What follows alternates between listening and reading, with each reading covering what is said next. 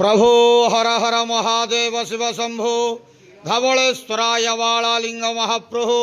दीपं यदि परं ब्रह्म दीपं यदि जनार्दनः दीपहरतु मे पाप पूजा दीप नमस्तुते धवलेश्वराय वालालिंग महाप्रभो संसार सुखी रखंतो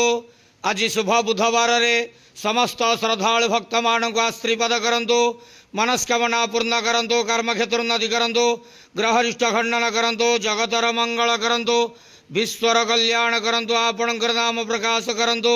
सेवकर डाक श्रवण करंतो समस्त गुआवसा भक्त मानकर मनस्कामना पूर्ण करंतो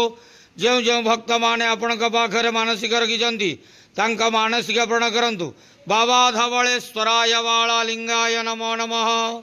संसार सुखी रखंत आनंद गेवार हरि बोलो आज शुभ बुधवार रे समस्त श्रद्धालु भक्त मान को आश्रीपद करंत आनंद गेवार हरि बोलो बाबा धवलेश्वराय वालालिंगाय नमो नमः।